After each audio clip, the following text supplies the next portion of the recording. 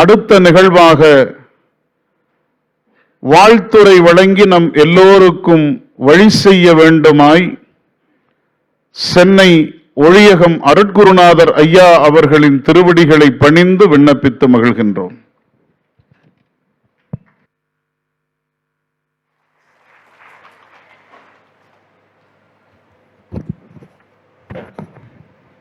தந்தையாவானும் சார்கதையங்காவானும் அந்த மிலா என்ப நமக்காவானும் எந்த நுயிர் தானாகுவானும் சரணாகுவானும் அருட்கோணாகுவானும் குரு அருட்குருநாதர் சோமசுந்தர நாயகர் திருவடிகள் போற்றி போற்றி. அருட்குருநாதர் மறைமலையடிகள் மலரடிகள் போற்றி போற்றி. அருட்குருநாதர் அழகரடிகள் அடியணைகள் போற்றி போற்றி. அருட்குருநாதர் ஆடலர் செய்யா திருவடிகள் போற்றி போற்றி. திருக்கழுக்குன்றில் செல்வா போற்றி. பொறுப்பமறு பூவனத்து அரணே போற்றி. காவாய் கனகத்திரளே போற்றி. கைலை மலையானே போற்றி போற்றி. எல்லாம் வல்ல இறைவனின் திருவருளை வழிபடு கடவுளாக விளங்குகிற திருக்கழுக்குன்றத்து பெருமானுடைய திருவடிகளை நினைந்து மகிழ்ந்து வணங்கி அருமையான ஒரு தலைமுறை ஆற்றிருக்கிற திருக்கைலாய பரம்பரை திருவாவடுதுறை ஆதீனம் வேலப்ப தேசிகரையாவுடைய திருவடிகளையும் குருமகா சன்னிதானம் இருக்கின்றது திசை நோக்கி வணங்கி அருமையான இந்த மேடையிலே எனக்கு அடுத்து வாழ்த்துறை வழங்க இருக்கின்ற தாளாளர் சரஸ்வதி அம்மையார், அடுத்த வாழ்த்துறை வழங்க இருக்கிற கோவை கற்பகம் நிகர்நிலை கல்லூரி வேந்தர் பேரன்பர் வசந்தகுமார் ஐயா அவர்களுக்கும், கருத்துரை ஒலி ஒளி காட்சியோடு வழங்க இருக்கிற ஞானாசிரியர் தியாகராஜன் ஐயா, சிறப்புரை வழங்க இருக்கிற தெய்வநாயகம் ஐயா அவர்கள், பேருரை ஆற்ற வருகை தர இருக்கிற காந்திய சிந்தனையாளர் தமிழறி மணியன் ஐயா அவர்களுக்கும், ராஜராஜ சோழன் நினைவு விருது பெற இருக்கிற மூத்த ஓதுவாமூர்த்திகள் திருத்தணி ஐயா அவர்களுக்கும் மற்ற அன்பர்களுக்கும் வருகிறவங்களுக்கெல்லாம் என்னுடைய நெஞ்சார்ந்த நன்றியையும் வணக்கத்தையும் வாழ்த்தையும் அன்போடு தெரிவித்துக் கொள்கிறேன். அருமையான இந்த மாமன்னர் ராசராசன் விழாவை 1040வது ஆண்டு விழாவை இன்று தொடங்கி தொடர்ந்து நடத்த வேண்டும் என்ற உணர்வோடு அரண்மனை அறக்கட்டளை இந்த பணியை தொடங்கி இருக்கிறது. ராஜராஜ சோழன் அவர்கள் இல்லை என்று சொன்னால் நமக்கெல்லாம் திருமுறை கிடைத்திருக்காது. அந்த திருமுறை எப்படி அவர் கண்டெடுத்தார்? நம்பியாண்டா நம்பி மூலமாக பொல்லாப்பிள்ளையாருடைய திருவருளோடு அவர் கண்டெடுத்த வரலாற்றை நம்முடைய தம்பிரான் சுவாமிகள் விரிவாக எடுத்து சொன்னார்கள். சாதாரண வேறு ஒரு அரசனாக இருந்திருந்தால் தில்லையிலே சென்று இந்த மாதிரி தேவாரம் இருக்கிறது, அதை இங்கே இருக்கிறதாக நம்பியாண்டா நம்பி மூலமாக பொல்லாப்பிள்ளையாருடைய வழியில் கேட்டிருக்கிறோம், அதை கொடுங்கள் என்று கேட்டபோது அது கைசாட்டிட்டு வைக்கப்பட்டிருக்கிறது, அதை மூவர் வந்தார்தான் கொடுப்போம் என்று சொன்னார்கள். வேறு ஒரு அரசனாக இருந்தால் அந்த மூவரை எங்கே போய் பிடிப்பது என்று அப்படியே விட்டுவிட்டு இருப்பார்கள். மாமன்னன் ராசராசன் இருக்கிற புத்தி கூர்மையினாலே நுட்பமான ஒரு அறிவினாலே அவர் மூவரையும் ஐம்பொன் சிலைகளை கொண்டு வந்து எழுந்தருளை செய்து நிறுத்தினார்கள். அதை கண்டவுடன் தில்லைவாழ் வந்தன தீட்சிதர்கள் இவர்கள் மூவர் இல்லை என்று சொல்லியிருக்க முடியாதவர்களால், ஏனென்று சொன்னால் இவர்கள் மூவரில் என்று சொன்னால் உள்ளே இருக்கிற அம்பலவானரும் அம்பலவான் இல்லை என்று நிலைக்கு வந்திருப்பார்கள்.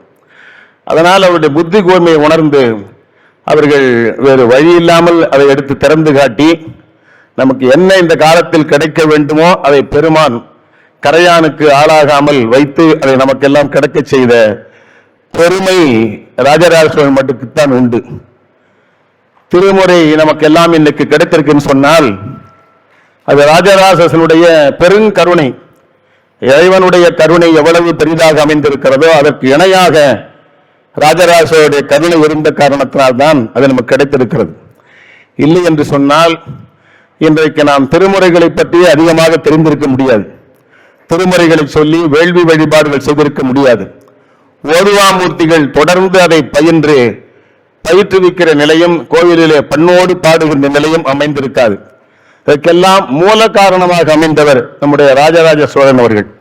அந்த பெருமை மன்னனை நாம் சைவர்கள் உள்ள வலையில போற்றி பாதுகாக்க வேண்டும். அவரை பார்த்து அந்த விழாவை தொடர்ந்து செய்திருக்க வேண்டும். இனியாவது அதை செய்வோம் என்ற உணர்வோடு அரண்மனை அறக்கட்டளை அன்பர்கள் அவர்கள் செய்கிற பல்வேறு பணிகளுக்கு இடையிலே ராஜராஜ சோழனுடைய விழாவையும் தொடங்கி இருக்கிறார்கள். அவருக்காக நான் அவர்களை பாராட்டுவதிலே மிகுந்த மகிழ்ச்சி அடைகிறேன். மிகப்பெரிய அரசன், 1000 ஆண்டுகளுக்கு மேலாக நிறைவேற்றிருக்கக்கூடிய தஞ்சை பெரிய கோயில் அமைத்த பெருமகன், அவர் எவ்வளவு பெரிய மன்னன் என்பதை பல்வேறு சான்றுகள் மூலமாக நம்முடைய சான்றோர்கள் தெரிவித்திருக்கிறார்கள். பல அன்பர்கள் அதை பற்றி நூல்கள் எல்லாம் எழுதியிருக்கிறார்கள்.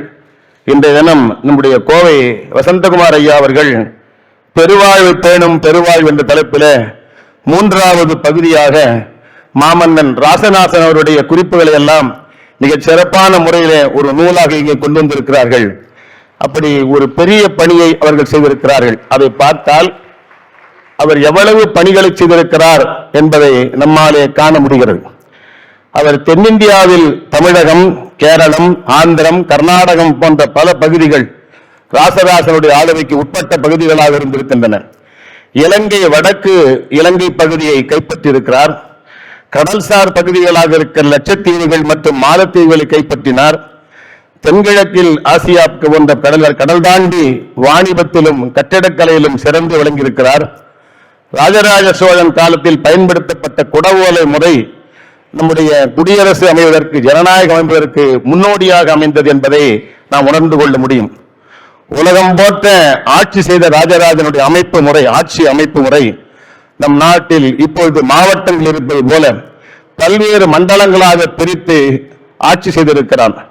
ஆண்களை போல பெண்களுக்கும் வேலை வாய்ப்பு அளிக்க வேண்டும் என்று அதில் 33% வென்று போராடி கொண்டிருக்கிறோம். ஆனால் அந்த காலத்தில் அதிகாரிக்கு இணையாக பெண்களை ஆட்சியிலே அமர்த்தி அதிகாரிச்சி என்ற பொறுப்பிலே அவர்களை நியமித்திருக்கிறார். இப்படி ஒரு புரட்சி செய்த பெருமகன் ராஜராஜ சோழன். இன்றைக்கு நாம் நில அளவை செய்வதற்கு அடிப்படையாக சர்வே எடுக்கிறோம். அந்த நிலங்களை எல்லாம் அளவெடுத்து சொல்லி நமக்கெல்லாம் வழிகாட்டியாக முன்னோடியாக விளங்கியவர் நம்முடைய ராஜராஜ சோழன். நிலங்களை தளவாரியாக பிரித்து வசூல் செய்து ஊராட்சி, மண்டலம், இன்றைய ஊர், தாலுகா, மாவட்டம் போன்ற அதிகாரிகள் வரி வசூல் கருவூலங்கள் ஆகியவற்றை செயல்படுத்தி காட்டியிருக்கிறான். ஊர்களுக்குள் காவல் படை அமைத்திருக்கிறான். தமிழகத்தின் கட்டுமான திறனுக்கு சான்றாக உலக புகழ் பெற்று விளங்கும் தஞ்சை பெரிய கோயிலை கட்டி மிகப்பெரிய அளவில் அதை நிர்மாணித்து குடமுழுக்கு செய்து வழிபாடு செய்திருக்கிறான். அங்கு இருக்கிற கல்வெட்டுகள் அவருடைய கீர்த்தி எல்லாம் பேசிக் கொண்டிருக்கிறது. ஆழ்ந்த சிவபக்தனான ராஜராஜ சோழன் எல்லா சமயங்களிடத்தையும் பொதுநோக்குடையனாய் இருந்து அப்போதிருந்த அனைத்து சமயங்களையும் ஆதரித்த மிகப்பெரிய பேரரசன். தஞ்சை பெரிய கோயிலில் காணப்படுகிற அழகிய சிற்பங்களில் இருந்து, அந்த கோயில் இருக்கும் கல்வெட்டுகளிலிருந்தும் இவரால் கட்டப்பட்டதாக கூறப்படும் திருமால் ஆலயங்கள் நமக்கு தெரிய வருகின்றன.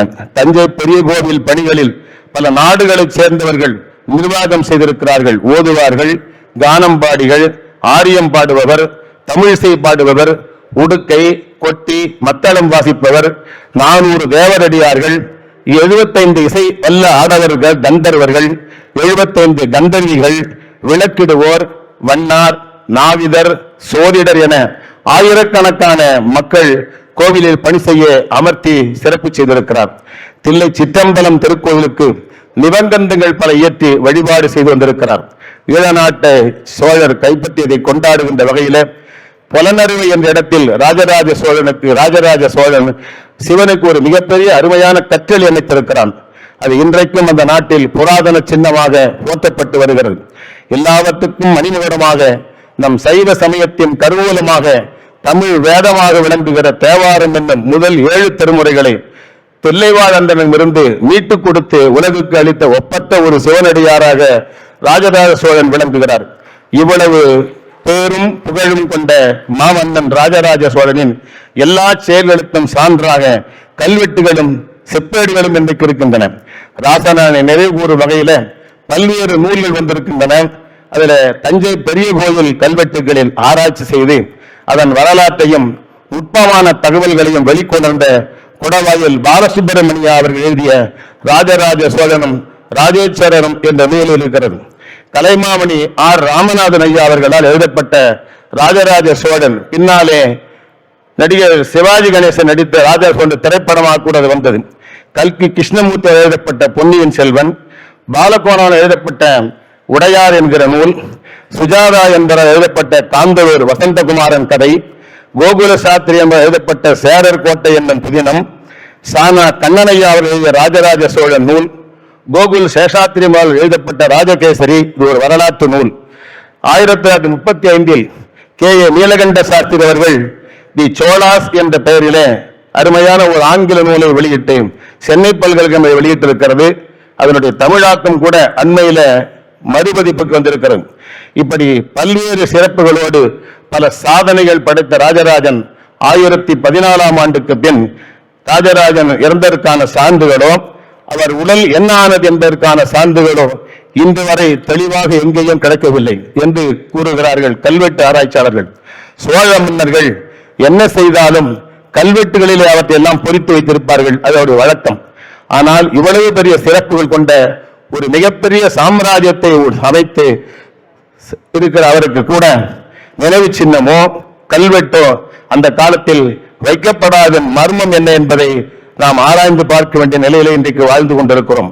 பொதுவாக அரசர்கள் அரச குடும்பங்களுடைய வாரிசுகள் இறந்தால் அவர்கள் உடலை புடைத்து எரித்தோ அல்லது நினைவு சின்னங்கள் எழுப்பப்படும். அது பள்ளிப்படை என்று அழைக்கப்படுகிறது.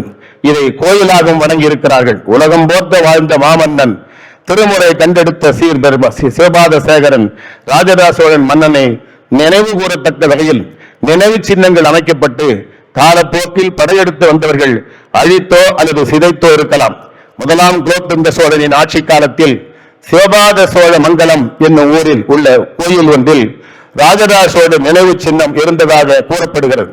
ராஜராஜ சோழனின் பள்ளிப்படை என்னும் சமாதி கும்பகோணம் அருகே பட்டீஸ்வரம் அருகில் பழையாறு என்னும் கிராமத்துக்கு அருகே உடையோட ஆளூர் என்கிற கிராமத்தில் ராஜராஜ சோழ சமாதி என்று பலரும் கூறி வருகிறார்கள்.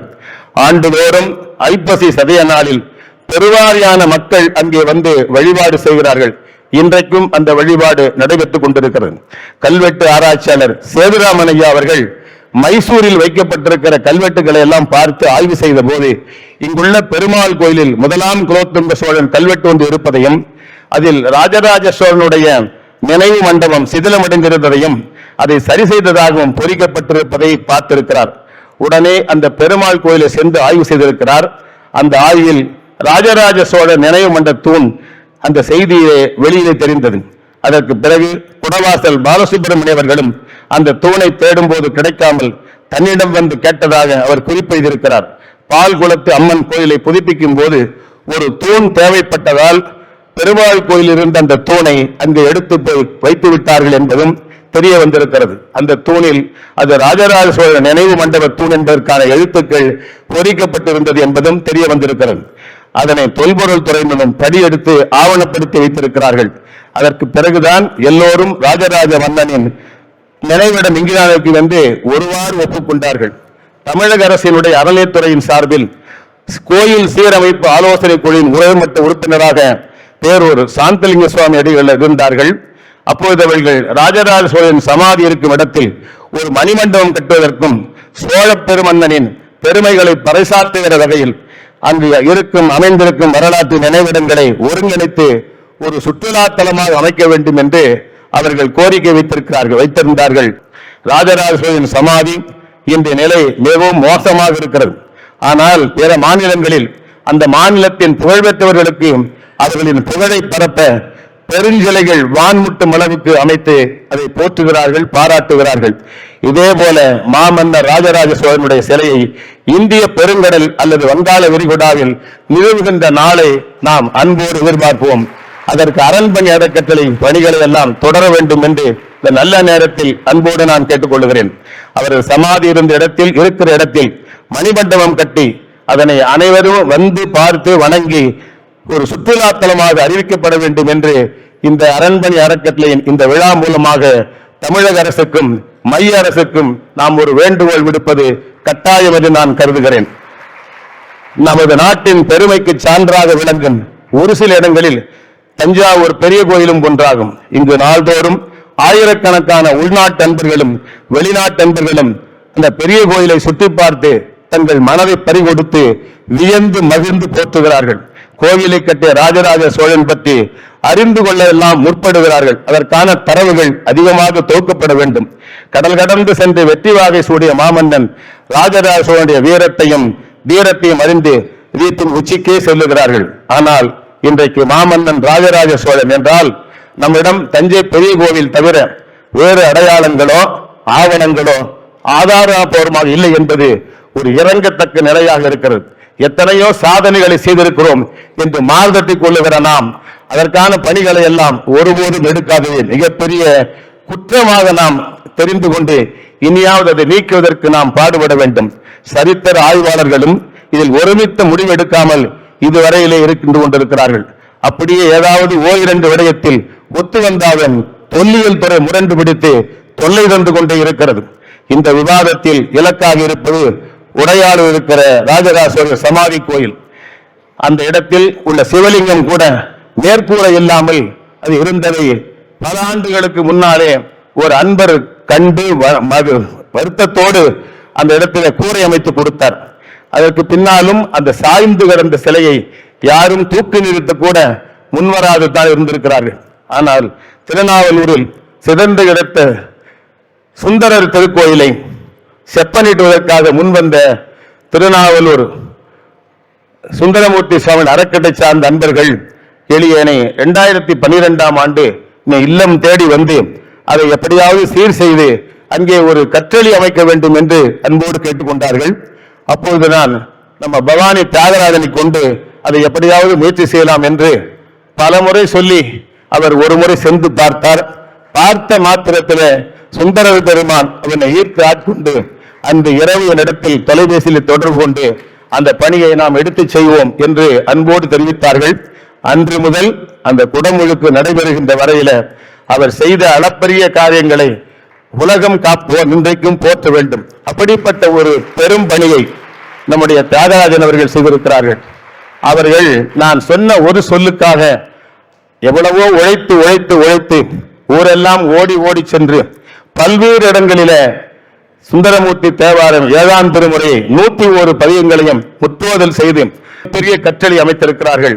அந்த கற்றளியை அமைத்துக் கொண்டிருந்த அந்த காலகட்டத்தில் சுந்தர பெருமானுடைய குருவருளால் எங்களுக்கு வாய்த்ததுதான் உடையாளூர் இருக்கிற சாய்ந்து கிடக்கிற அந்த திருமேனியை ஒரு முறை நிமிர்த்தி வைக்க வேண்டும் என்று அதற்காக நாங்கள் எல்லோரும் சென்று அங்கே வழிபாடு செய்தோம். வழிபாடு செய்து வணங்கி சாய்ந்த நிலையில் கிடந்த அந்த திருமேனிக்கு சிவலிங்க மூர்த்திக்கு எளியன் தான் சிறப்பு திருமஞ்சனம் செய்து அந்த பெருமானை வேண்டி எப்படி திருப்பனந்தாளில் தாடகைதத்தில் தாடகை தடாகத்துக்காக தலை சாய்ந்து மாலையை வாங்கி கொண்டு அப்படியே சாய்ந்து கிடந்த பெருமானை எப்படி குங்கிலிய கலையனார் தன்னுடைய கழுத்தில் கயிறு கட்டி யானை முன்னால் கூட இழுத்து நிறுத்த முடியாத அந்த நிலை அந்த பெருமானை அந்த திருத்த தாடகைச்சர பெருமானை கையில கயிறு கட்டி கொண்டு பெருமானுடைய கழுத்தில் வைத்து இழுத்து நிமித்தது போல அதை நிமித்து வைக்க வேண்டும் என்று இறைவனை வேண்டிக் கொண்டு குங்கிலிய கலையனாருடைய புராணத்தை அங்கே சேக்கிழார் அருளி அந்த சேக்கிழார் வழிய பெரிய புராணத்தை முழுமையாக முற்றவல் செய்து கொஞ்சமாக தோண்ட தொடங்கி ஒரு மணி நேரத்தில் அதை நிமித்து வைக்கின்ற ஒரு பெரிய பேரு எங்களுக்கு வாய்த்தது. அது சுந்தரருக்கு நாம் செய்த திருப்பணியினுடைய கருணையினாலே நமக்கு கிடைக்கும் என்பதை நான் ரொம்ப அன்போடும் உருக்கத்தோடும் தெரிவித்துக் கொள்ள கடமைப்பட்டிருக்கிறேன். அப்படி நிமிர்த்தி நின்ற பெருமானுக்கு அங்கே மீண்டும் ஒரு முறை சிறப்பு தெரிவு செய்து ஒப்பனை செய்து எளியன் தீபாராதனை செய்து வைத்து வழிபட்டோம். அதற்கு பின்னாலே அந்த கோயில் அந்த இடத்துல ஒரு கோயில் அமைக்க வேண்டும். 1000 ஆண்டுகள் நிலை பெற்றிருக்கிற தஞ்சை பெரிய கோயில் அமைத்த அந்த பெருமானுடைய சமாதி என்று சொல்லப்படுகிற அந்த இடத்தில் அதே போல ஒரு மினியேச்சர் போல ஒரு சிறிய அளவில் அதே அளவிலே ஒரு அமைப்பை உருவாக்க வேண்டும் என்று கருதி முயற்சி செய்தோம். அதற்காக தொடங்கப்பட்டதுதான் நம்முடைய அரண்மனை அறக்கட்டளை. அதனால எப்படியாவது அந்த இடத்தில் நாம் அந்த பணியை மிக சிறப்பாக செய்து அங்கே ஒரு கோயிலை அமைக்க வேண்டும். நல்ல கோயிலை அமைத்து அந்த பெருமானுடைய புகழை உலகம் முழு பரப்புகின்ற எப்படி 1000 ஆண்டுகளுக்கு மேலாக நிலை பெற்றிருக்கிற ஒரு கோயிலை அமைத்த தஞ்சை பெரிய கோயிலுடைய அமைத்துக் கொடுத்த அந்த ராஜராஜ சோழனுக்கு அவருடைய சமாதி என்று உறுதி செய்யப்பட்டிருக்கிற இந்த நிலையிலே அதை நாம் எடுத்து அந்த பணியை செய்வதை நாம் ஒரு மிகப்பெரிய பணியாக மேற்கொள்ள வேண்டும் என்பதை அரண்மனை அறக்கட்டளை அன்பர்களுக்கு நான் அன்போடும் பணிவோடும் தெரிவித்துக் கொள்ள கடமைப்பட்டிருக்கிறேன். இந்த விழா எடுப்பதின் வாயிலாக உடையாளூரில் நம்முடைய காலத்தில் மாமன்னன் ராஜராஜ சோழனுக்கு ஒரு நினைவாலயம் கற்றளியால் அமைத்து மாமன்னன் ராஜராஜ சோழனுக்கு பெருமை சேர்ப்போம். நாம் எல்லோரும் அதற்காக இன்றைக்கு உறுதி ஏற்போம். அனைவரும் அதற்காக உழைப்போம், நிறைவேற்றி மகிழ்வோம். வாழ்க மாமன்னன் புகழ், வாரெல்லாம் பரவுக திருமுறைகள், மேன்மைகள் சைவ நீதி விளங்குக உலகமெல்லாம். நன்றி, வணக்கம். திருச்சிற்றம்பலம். அவை அழகாக நகர்கிறது. நம் ஸ்ரீமத் தம்பிரான் சுவாமிகள் திருமுறை கண்ட வரலாற்றை எடுத்து எம்பினார்கள். அருட்குருநாதர் ஒளியகம் ஐயா அவர்கள் தமிழர் தலைவன், உடையாளூரில் உறையும் உடையார், நம் பெருமன்னனுடைய வரலாற்றை மிக விரிவாக எடுத்து பேசினார்கள். ஐயாவின் பேச்சின் ஊடாக 2 விடயங்களை நாம் செவிகளுக்குள் கோர்த்திருக்கின்றோம். ஒன்று, திசைகள் 8ஐயும் தன்பால் ஈர்த்தவன் இத்தமிழர் தலைவன், தரணியெங்கும் புகழ்கொடி நாட்டிய புலிக்கொடி வேந்தன், திரும்பிய திசையெல்லாம் தமிழனின் கீர்த்தியை பேச வைத்த பெருமகன்,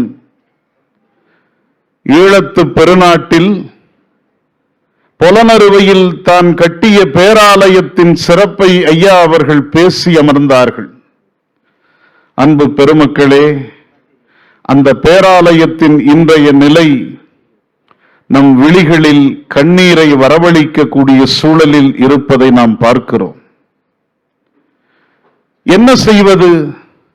உடையாளூரில் உத்தமனின் ஒடுக்க திருமேனியை நிமிர்த்தியது அரண்மனை அறக்கட்டளை. இறைவனுடைய கருணையால் குருவருளால் நாம் நம்புகிறோம், புறநறுவையிலும் அந்த திருப்பணி தொடரும். அங்கேயும் நம் பெருமான் எழுந்து நிற்பான். 1, 2 அல்ல, 10 சிவாலயங்களை அந்த பெருவிழாகத்தில் நம் மாமன்னன் அமைத்திருக்கிறான். 10 உடையார் திருக்கோயிலும் பாரெங்கும் புகழ் வீசத்தக்க வகையில் அரண்மனை அறக்கட்டளையால் நிமிர்ந்து நிற்கும் நாள் வெகு விரைவில் வரும் என்பதை நாம் இன்றைய நாளில் மகிழ்ச்சியோடு ஏற்போம். ஐயா பேசினார்களே, நாவலூரில் தொடங்கிய திருப்பணி எங்கெல்லாம் விரிந்திருக்கிறது என்று. ஆமையா, உங்கள் ஆசி, குருமகா சன்னிதானங்களின் அருள், இறைவனுடைய கருணை, திருமுறை இட்ட பிச்சை, அதுதான் ராசராசன் வழியில் தியாகராசனை வழிநடத்துகிறது. எங்கள் வேந்தர் இருக்கிற அவையில் பேசுகிறோம். ஒவ்வொருவருடைய இல்லத்திலும் ராசராசனை சிலை வடிவத்தில் எழுப்பி தமிழர்களாகிய நாம் பெருமை கொள்வோம். அதற்குத்தான் அடையாளமாக ஐயாவின் உரை அமைந்திருக்கிறது என்று சொல்லி அடுத்த உரைக்கு நாம் நகருகிறோம்.